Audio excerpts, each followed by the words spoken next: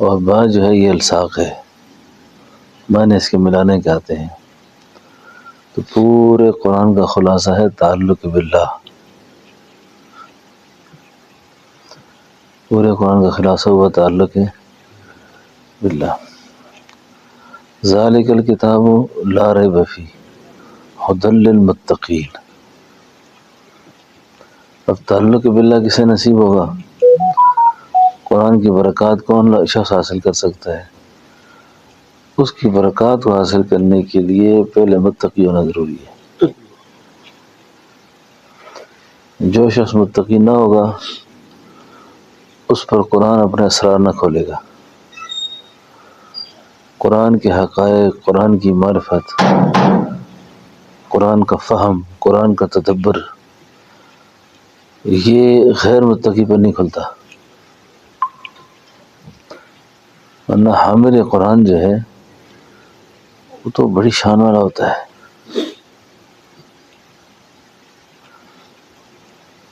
صحابہ کرام میں سارے لوگ قرآن کو سمجھنے والے نہیں تھے، لیکن قرآن پہ کھل گیا تھا. مطلب یہ تھا کہ ان میں تقویٰ تھا، یعنی قرآن کے جو مفہوم تھا، قرآن کے اندر جو اللہ نے مضامین بیان کیے تھے وہ اس کے عامل تھے.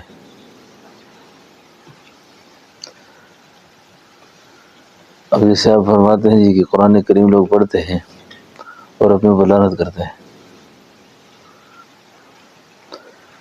کیوں لعنت کرتے ہیں؟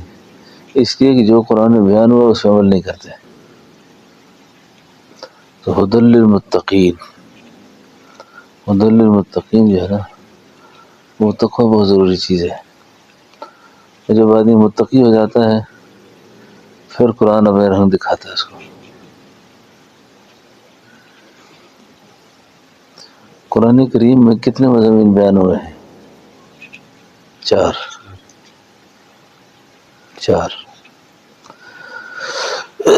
پورا قرآن کریم ان چار مضامین کے آس پاس ہے. سب سے پہلا مضمون جو ہے وہ ہے توحید، توحید باری تعالیٰ. یعنی قرآن کو سمجھنے سے پہلے، قرآن کو پڑھنے سے پہلے جو قرآن کے لوازمات ہیں نا، ان میں اگر سب سے پہلے عقیدہ توحید اس کو نصیب نہیں ہے نا تو یہ قرآن کے حقائق حاصل نہیں کر سکتا. توحید کا مطلب یہ ہے کہ یہ اللہ کا کلام ہے اور اللہ ہی کی باتیں ہیں جی. اور پھر جو توحید کے ساتھ اللہ رب العالمین کے ساتھ جو بندے کا تعلق ہونا چاہیے، تو پہلا مضمون ہے توحید. ایاک نعبد و ایاک نستعین، ایاک نعبد ایاک نعبد و ایاک نستعین. تو عبادت کے اندر بہت کچھ آتا ہے.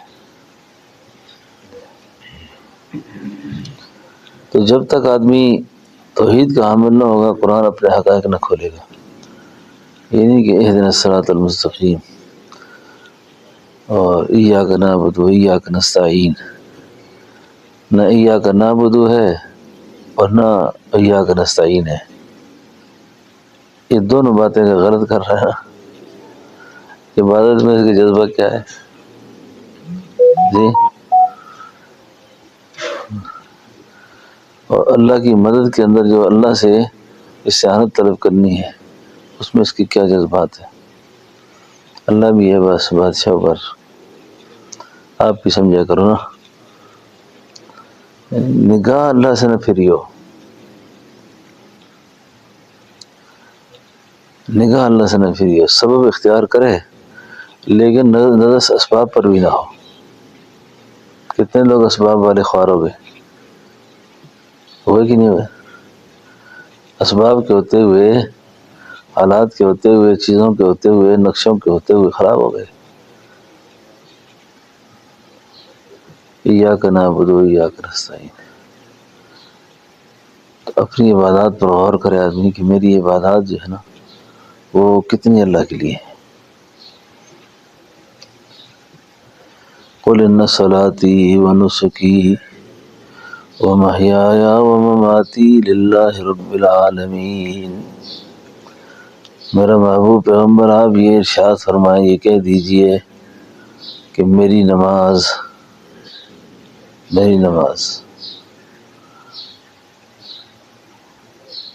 میری ساری عبادتیں، میرے جینا میرا مرنا للہ، کس کے لیے؟ اللہ کے لیے۔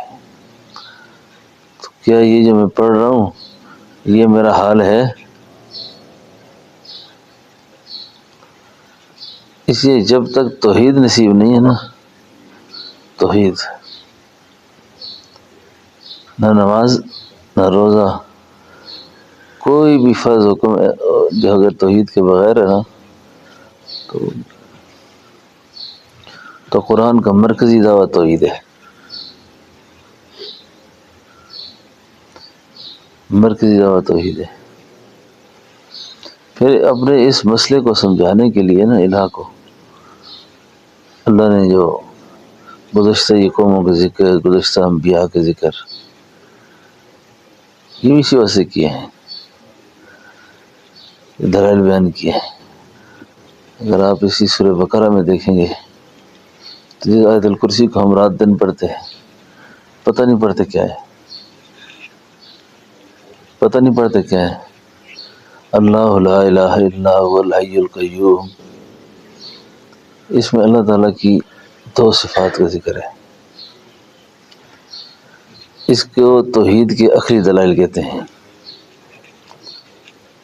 اب حی اللہ کی صفت ہے، قیوم بھی اللہ کی صفت ہے۔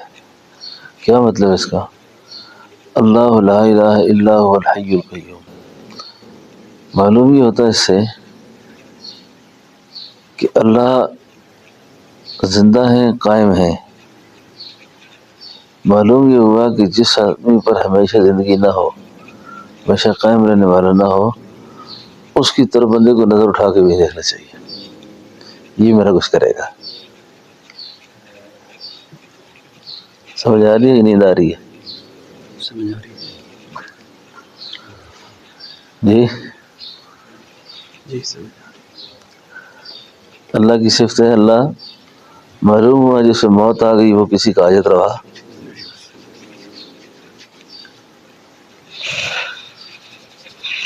اور کسی پر نیند بھی آ گئی نا وہ بھی کسی کا حاجت روا نہیں، عمر آ گیا۔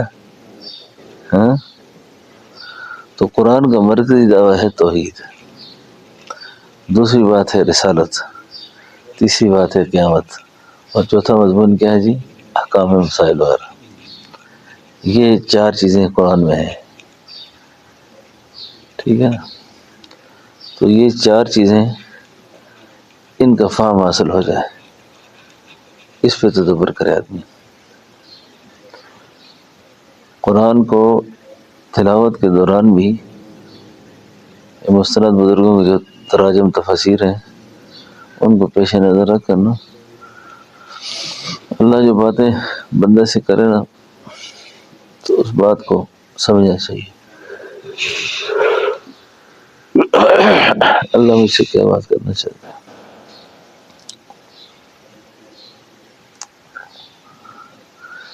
ہر اللہ کے نیک بندے پر اللہ نے حقائق کھولے تھے۔ لاہوری رحمۃ اللہ علیہ کہتے تھے، میں مجھ سے اگر کوئی پوچھے قرآن کا خلاصہ کیا ہے تو میں کہوں گا قرآن کا خلاصہ 3 باتوں میں ہے۔ اللہ کو راضی کرو عبادت سے، اور نبی علیہ السلام کو راضی کرو اطاعت سے، اور مخلوق کو راضی کرو خدمت سے۔ بس یہ 3 چیزیں حاصل ہو جائے تو وہ قرآن کا فہم حاصل ہو گیا۔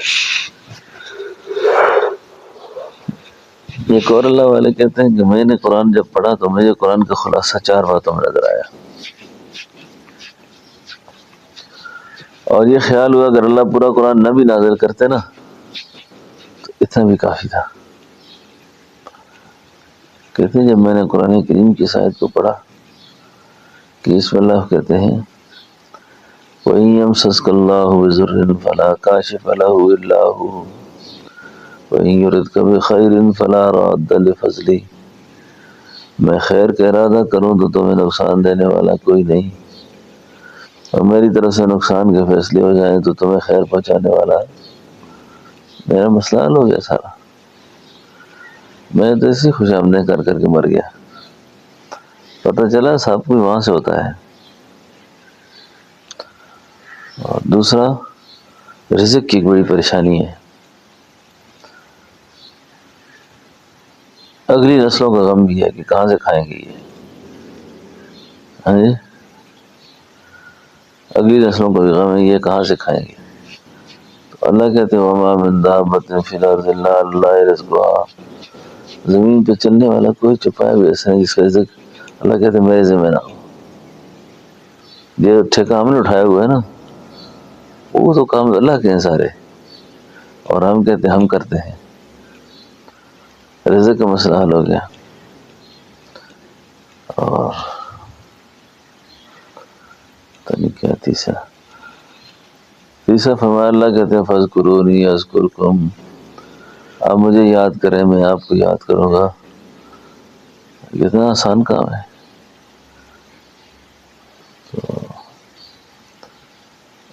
تو بات یہ ہے کہ ہر آدمی پر اس کے ذوق کے مطابق اللہ نے، خلاصہ یہ ہے کہ توحید کو بھی سمجھیں، رسالت کو بھی سمجھیں، اور قیامت کو سمجھیں۔ توحید کو سمجھنے کے بعد آدمی کے ذہن سے تشویش ختم ہو جاتی ہے، وہ سمجھتا ہے کہ یہ سب کچھ کا کرنے والا ایک اللہ ہے، کارساز بھی وہی ہے، دستگیر بھی وہی ہے، داتا بھی وہی ہے۔